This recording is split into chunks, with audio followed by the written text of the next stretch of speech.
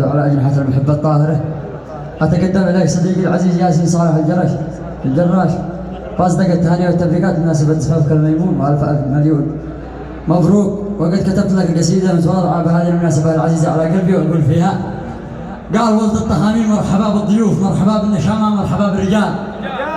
قال ولد الطهامين مرحبا بالحضور، مرحبا بالنشامة، مرحبا بالرجال.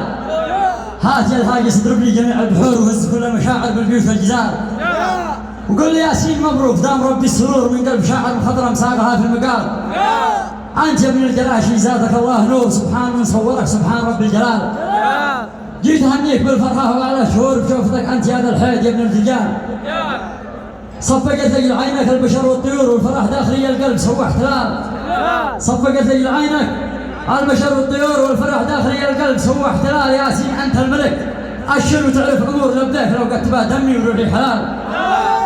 اشتد يا المحزم المليان يا ابن الصقور، تراك من قوم ترفع راس في كل حال. وفي الاخير الف مرحبا بالحضور، حيا الله اللي حضر حياكم يا رجال. كذلك اجمل التهاني القبليه مهداه لك عريسنا الغالي من ابي الشيخ المقداد الطهام ومن الاخ حميد الفراسي والاخ علي ناصر الجراش والاخ رعد المقداد الطهام، واتمنى لك حياه زوجيه سعيده مليئه بالسعاده والفرح.